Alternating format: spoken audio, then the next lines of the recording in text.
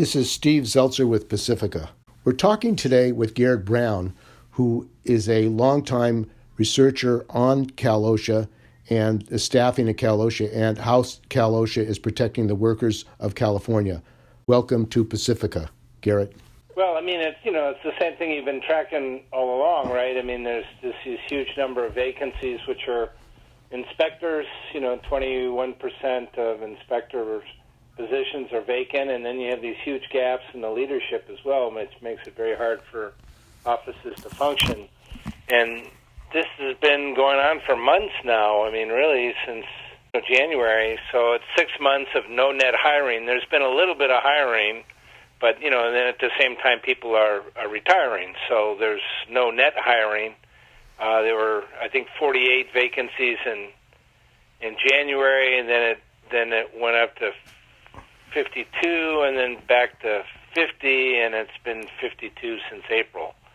So basically no change, and it's mystifying. And you would think that the Newsom would want, because workplace health and safety, workplace infections are going to be a big problem for community infections as well. So if he's trying to make a name for himself as Johnny on the spot for COVID, he's obviously missing a huge problem here, which is true, of course, with nursing homes and prisons, so maybe it's not so surprising.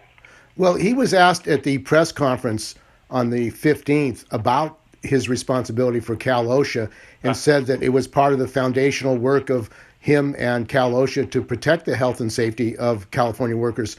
How do you explain the fact that in the midst of a pandemic, a virus that's throughout our state, there's an uptick in COVID cases, that there hasn't been the hiring and expansion of Cal-OSHA of inspectors to, protect workers in California? For me, it's inexplicable. You'd have to ask them. I have no idea. It'd be interesting to say what they say. You should call the governor's office tomorrow and ask them. And what does it mean to have less than 200 inspectors in California for the 19 million workers in California? Is there any reality that you're going to get proper protection or even physical investigations of what's going on with COVID in workplaces? Well, there's two issues. One of which, under normal times, this is not a good ratio. As I pointed out in the little cheat sheet every month, is that, it's about one inspector to 99,000 or 100,000 workers in California, which is way less health protective than even our neighboring states, Oregon and Washington, which have 1 to 25,000 in Washington and 1 to 22,000 in Oregon. So it means that your ability to have a robust and effective health and safety program is greatly reduced and very compromised. So what it means in the real world is that you're chasing complaints and then accident reports, basically. That's what the inspectorate does. So you don't have much capacity to do what's known as programmed or planned inspections, which are critical for workplaces such as slaughterhouses and other places where there may not be a union, where you have a vulnerable workforce in terms of immigration status, and whom are never going to make a complaint themselves, These days there are some NGOs and worker centers that will make complaints, but then you run up against the second problem, which is in the midst of this pandemic, less than a third of the inspectorate are going out into the field and actually doing inspections. So, and there's this huge backlog of more than 2,000 worker complaints, and then probably, 100 or so fatalities and injury and illness reports, maybe more. And a lot of workers, I've talked to workers at Tesla, other places have called Cal-OSHA, General Hospital, and they get very little response, even when they call, that they're so overworked they can't even respond to the complaints that are being made from workers who are calling. Right. So that's what the backlog of 2,000 plus complaints are. People can file complaints, but if you only have less than a third of the inspectors going out to do inspections, then it's going to be a problem. And the other issue is Spanish-speaking inspectors. A large part of the workforce in California are Spanish-speaking, Latino. What does that mean when you don't have people who are bilingual who can communicate, like to farm workers who need health and safety? Some almond strikes of workers in the farms, right. Agricultural workers. No, obviously it's very, your ability to do an effective inspection is very much compromised if you can't speak directly to the people involved. I mean, the state does have this tele-translation service where you if you have a smartphone, you call these people and then you pass the phone back and forth between the person you're interviewing, where the inspector asks a question in English to the translator, and then the translator asks the question in Spanish to the worker, and the worker responds in Spanish and hands the phone back to the inspector. So it's very cumbersome. It's clearly not an effective way to do it. And this situation of a lack of funding, a lack of inspectors, has not just been under Governor Newsom, but previous Governor Brown.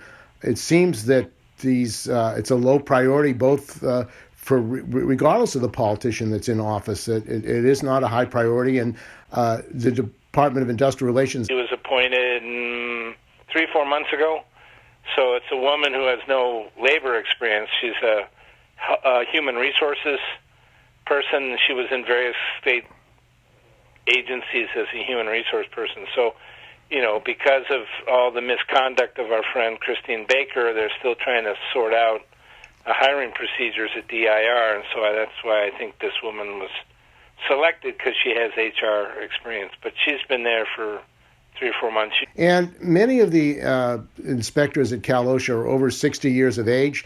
They themselves are fearful of going into some of these plants. Do they have the proper PPE and protection to even make inspections of sites where there may be a high COVID incidence?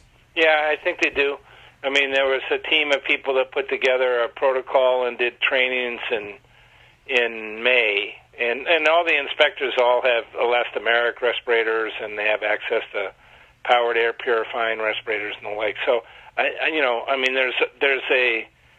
there's a risk, of course, when you go out into the world and you go into workplaces. But frankly, Cal-OSHA inspectors ought to be essential workers, and they're going to be under no more risk than, say, the healthcare workers or the grocery workers or the warehouse workers. So actually a lot less. They're going to have a lot more effective PPE. So it's disappointing that there's not more people willing to go out into the field. And some of the Tesla workers have said that they've called Cal-OSHA, and Cal-OSHA have told them that they're not really in charge to go to the Alameda County Health Department. They're going to be responsible for what's going on in the factory. What is going on as far as tracing, and who's really responsible for the health and safety protection at these plants? What role does the Department of Public Health in Alameda County have to protect the workers at Tesla? Well, I think it's a shared responsibility. There are two different set of regulations. Of course, the regulations that Cal-OSHA enforces are what's known as Title VIII of California Code of Regulations, and those are strictly workplace-related. The Alameda County, like all counties in California, the health department's got a different set of regulations to enforce. Both of them have enforcement powers. So, one of the huge problems for Tesla is that the closest Cal-OSHA office is in Fremont, and they literally have 7 out of 11 COSHO positions that are vacant. So they have a vacancy rate in Fremont of 64%. So there's nobody there, given the backlog of complaints and everything else, to actually do the work. And I don't know how many of those 4 that are left are able to go out into the field. So it's perfect storm of terrible situation. And do you think Governor Newsom knows about the shortage of inspectors at Cal-OSHA? I would think so. I don't know. You'd have to ask the governor's office. It's been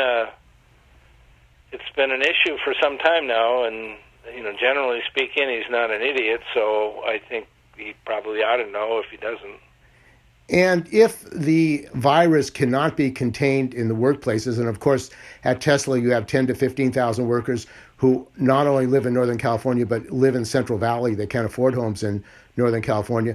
This means that the likelihood is that the virus could spread throughout California and through the workplaces if workers are not protected in these workplaces. Right. No, that's true. Absolutely true.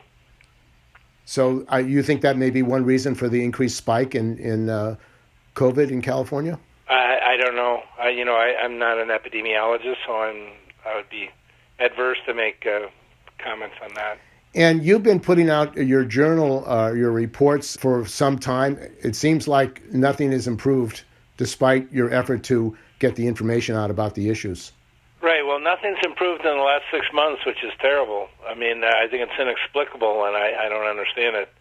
And, it's a terrible, the morale inside Cal-OSHA is terrible.